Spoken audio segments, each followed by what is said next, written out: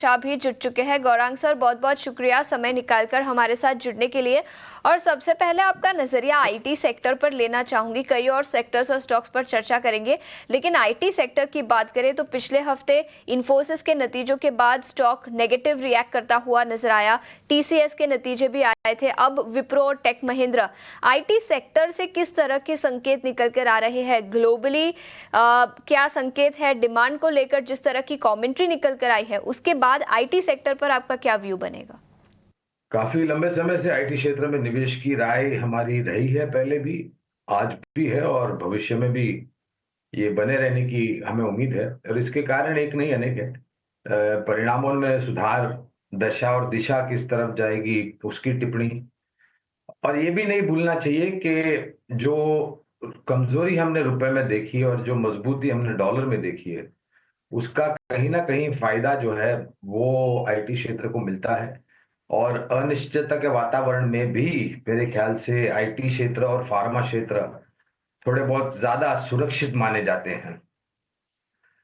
तीसरी तिमाही के नतीजे अब तक जो हमने आईटी क्षेत्र के देखे, उसको देखते हुए हमें ऐसा लग रहा है कि शायद सुधार की उम्मीद जो है वो धीरे धीरे बढ़ सकती है। लेकिन अगर लंबी अवधि का निवेश है तो ये थोड़ी बहुत कमजोरी को देख करके आपको कोई बड़ा परिवर्तन, अगर आपका लंबी अवधि का निवेश आईटी क्षेत्र की अच्छी सक्षम मजबूत कंपनियों में, तो ऐसा कोई कदम नहीं उठाना चाहिए जिससे आपको भविष्य में जाकर के थोड़ा बहुत संकोच हो कि हमने बेच क्यों दिए। देखिए, ये क्षेत्र जो है और स्टॉक्स जो चले भी थे टीसीएस के जो नतीजा है उसके पश्चात, तो ये भी हमें नहीं भूलना चाहिए। एक आध दिन या फिर कुछ छोटी अवधि, मध्यम अवधि में मुनाफा वसूली आती है, तो उसको नजरअंदाज करना चाहिए बुनियादी तर्क के आधार पर। सर भी हमारे साथ बने हुए हैं। गुरांग सर, अभी गोल्ड के प्राइजेस पिछले क्वार्टर में काफ़ी अच्छे से ऊपर गए और गोल्ड फाइनेंसिंग कंपनीज ने भरपूर फ़ायदा भी उसका उठाया। आप अगले 2 क्वार्टर्स के लिए गोल्ड फाइनेंसिंग वाली कंपनीज पे क्या स्टांस रखते हैं? कोई कवरेज लिस्ट में है तो उसका भी बता दीजिएगा। वैसे तो 2 ही हैं, मन्नापुरम, मुथूट, बट फिर भी अगर कोई और भी आपके शेयर नज़र में हो तो इसी बिजनेस से जुड़ा हो तो ज़रा वो भी बताइएगा सर। देखिए, मन्नमपुरम पर हमारे जो लक्ष्यांक थे, धन्यवाद डिम्पी, आपका, आपको भी प्रणाम और शुभ प्रभात हमारे तरफ से। तो मन्नमपुरम पर हमारा जो लक्ष्यांक था वो आ चुका था, तो हमने मुनाफा वसूली की राय दी है मन्नमपुरम फाइनेंस पर। और मुथूट फाइनेंस पर हमने राय बरकरार रखी है कि अगर निवेश है तो बने रहें, और गिरावट आती है तो आप जोड़ भी सकते हैं, नई खरीदारी भी कर सकते हैं। लेकिन मेरा एक तर्क है जो आपके सामने रखना चाहूंगा डिप्टी भाई। वो तर्क ये है कि अगर आप सोने को आधार बना करके किसी कंपनी में निवेश करते हो, अब एक उदाहरण दे रहा हूं, मैं कोई नकारात्मक टिप्पणी नहीं कर रहा हूं, तो अगर आप गोल्ड लोन कंपनीज में एक्सपोजर लेना चाहते हैं अगर सोने को आधार बना करके, तो मेरी राय में गोल्ड ईटीएफ एक बेहतर विकल्प है जहां पर आप कंपनी रिलेटेड रिस्क को मिटिगेट करते हो। क्योंकि कई बार हमने देखा है कि आरबीआई की तरफ से गोल्ड लोन्स कंपनियों के ऊपर फटकार आई है, एक्सपोजर को लेकर के और मार्जिन्स को लेकर के और थोड़ा बहुत कामकाज को लेकर के। और जब कभी भी ऐसी परिस्थिति आती है तो पहला वार जो होता है वो गोल्ड लोन कंपनीज पर जाता है, जब कभी भी आरबीआई की तरफ से इस प्रकार की दिक्कत या फिर गवर्नेंस रिलेटेड चेतावनी आती है। अगर आप गोल्ड ईटीएफ में निवेश करते हो, अगर आपकी विचारधारा गोल्ड की है, तो आप ये रिस्क को नेगेट कर देते हो। और मेरे ख्याल से कम 12 gold exchange traded fund NSC और बीएससी पे लिस्टेड है, जहां पर आपको ज्यादा मुशक्कत या मेहनत नहीं करनी पड़ती है, ना ही आपको अंतरिक्ष यान का विज्ञान की जरूरत है। जिस प्रकार से शेयर ले बेच करते हैं उसी प्रकार से आप ईटीएफ गोल्ड ले बेच कर सकते हैं। इस समय तमाम जो टेलीकॉम शेयर है उन पर भी नजर रहेगी, क्योंकि ऐसी खबरें आ रही हैं सूत्रों के हवाले से कि सरकार 1 लाख करोड़ रुपए का एजीआर बकाया माफ करने पर विचार कर रही है। और इसके लिए वित्त मंत्रालय, कैबिनेट सेक्रेटेरिएट, टेलीकॉम विभाग मिलकर एडवांस लेवल पर बातचीत कर रहे हैं। तो करीब 1,40,000 करोड़ रुपए के आसपास के ड्यूज हैं और उसमें से मेजोरिटी जो है वो है वोडाफोन आइडिया का। गौरांग सर, अभी तो ये सोर्सेज के थ्रू ये खबर आ रही है, लेकिन अगर ये मान लीजिए पुख्ते तौर पर अगर ये आ जाती है खबर, कितनी बड़ी राहत होगी वोडाफोन आइडिया को लेकर?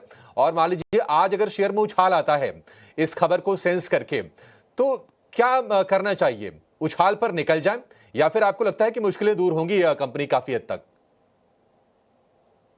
अभिषेक भाई, मेरे ख्याल से आपको पहले तो ये सूत्रों के द्वारा जो खबरें आती है ना अभिषेक भाई, उस पर मुझे बहुत बड़ा संदेह होता है। मैं ये नहीं कहता कि वो हर बार गलत होती है या फिर हर बार आपको एक मौका देती है ट्रेड करने के लिए। मैं ये कहूंगा कि औपचारिक स्तर पर सरकार से या फिर टेलीकॉम मंत्रालय की तरफ से या फिर किसी औपचारिक स्तर पर किसी ऐसी संस्था से या किसी ऐसे व्यक्ति से ये घोषणा आती है, तो मेरे ख्याल से आपको ज्यादा ध्यान देना चाहिए। 1 लाख करोड़ का बकाया ये छोटा आंकड़ा नहीं है अभिषेक भाई। मेरे ख्याल से राहत तो सबसे ज्यादा वोडाफोन आइडिया को होगी, क्योंकि करीबन 2 लाख करोड़ के आसपास का बकाया बैलेंस शीट पर है और धीरे धीरे वो कम हो रहा है। प्रयास चल रहा है 4G से 5G में जाने के लिए वगैरह वगैरह। अनिवार्य होगा डिस्क्लोजर देना कि हमारी वोडाफोन आइडिया के ऊपर कवरेज है, और हम ये राय जो वोडाफोन आइडिया पे है अभिषेक, वो उन लोगों को निवेश की दे रहे हैं जिनके पास जोखिम झेलने की क्षमता बहुत ही ऊपर की तरफ हो। अगर आपके पास और दूसरा कोई विकल्प नहीं है और आप खतरों के खिलाड़ी का खेल खेलना चाहते हैं, देखिए ऐसा नहीं है कि इससे पूर्ण रूप से बैलेंस शीट साफ सुथरी हो जाएगी। दिक्कतें अभी भी रहेगी, लेकिन दिक्कतें जितनी थी उससे शायद थोड़ी बहुत कम हो सकती है अगर वास्तविकता में ये खबर सरकार की तरफ से आती है और औपचारिक स्तर पर इसका ऐलान होता है। तब तक मैं किसी प्रकार की जल्दबाजी करने की तो राय नहीं दूंगा, खबर आ जाने दीजिए। और जैसे मैंने कहा, अगर निवेश है और जोखिम झेलने की क्षमता है तो आप बने रख सकते हैं वोडाफोन आइडिया में। ये माहौल थोड़ा मिला जुला है। इंडसइंड बैंक में करीब करीब 2% के आसपास की नरमी है और इंडसइंड बैंक को लेकर खबर ये आई थी कि उनके सीएफओ गोविंद जैन ने इस्तीफा दिया है और डिप्टी सीईओ अरुण खुराना ये अतिरिक्त जिम्मेदारी संभालेंगे। एक बार जरा इंडसइंड बैंक को लेकर व्यू दीजिए गौरांग सर। हाल फिलहाल हमने कमजोरी देखी है, शेयर में 950 रुपए के आसपास का भाव हो गया है। इंडसइंड बैंक, कोटक, हम आमतौर पर कई बार साथ साथ ही चर्चा करते हैं। कोटक बैंक के दमदार नंबर 8.5% ऊपर। बैंकिंग में अगर आपको ये जो आईसीआईसीआई बैंक है, एचडीएफसी बैंक को अगर छोड़ के थोड़े सेकंड लाइनअप वाले जो बैंक से, आपको इसमें सही क्या लगता है सर?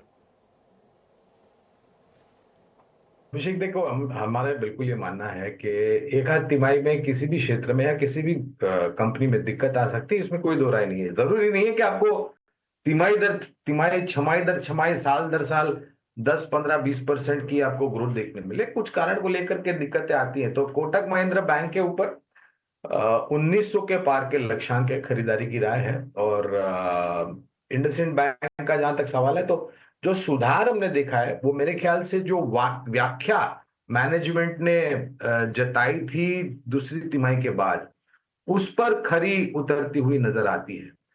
इंडसइंड बैंक पर भी मेरे ख्याल से 1100 पार के लक्ष्यांक है, और ये दोनों ही लक्ष्यांक का जो जिसका हमने जिक्र किया है, अगर चौथी तिमाही में और अगले नए वित्तीय वर्ष में परिस्थिति का सुधार होता है तो हम बेझिझक ये जो लक्ष्यांक हमने बताया उसको ऊपर की तरफ लेके जाएंगे।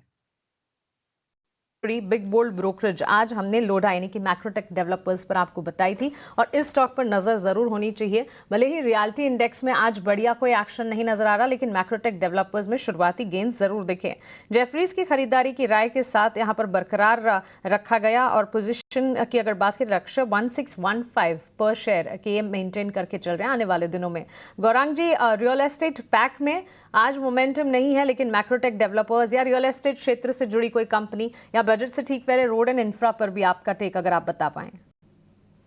वांशी, हमें लग रहा है कि निर्माण कार्य जो है वो एक बहुत बड़ा क्षेत्र है। सिर्फ रोड तक आप सीमित नहीं रख सकते हैं, बाकी बहुत सारे कामकाज हैं जो इंफ्रास्ट्रक्चर कंपनीज करती हैं। और बजट में आवंटन हो 3 क्षेत्रों में खास करके, वो है रक्षा क्षेत्र, ऊर्जा उत्पादन क्षेत्र और निर्माण कार्य, यानी कि defence, power generation, transmission, distribution equipments and infrastructure. ये तीनों ही कंपनियां, तीनों ही क्षेत्र में अच्छे लगते हैं। और रियल एस्टेट में हमारी जो राय है वो मेरे ख्याल से सीमित है प्रेस्टीज एस्टेट्स और शोभा लिमिटेड तक। गोदरेज में और डीएलएफ में हमारी पहले कवरेज थी, मेरे ख्याल से लक्ष्यांक आ चुके हैं, इसलिए मुनाफा वसूली की राय दी है।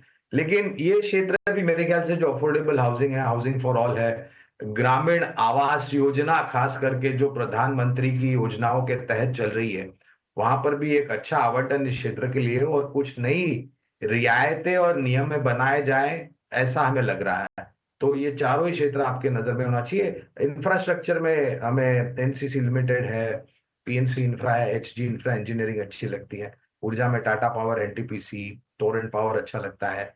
ऊर्जा वितरीकरण में पावर ग्रिड, ऊर्जा उपकरण में हमें केईसी इंटरनेशनल जैसी कंपनियां वो अच्छी लगती है। बाजार में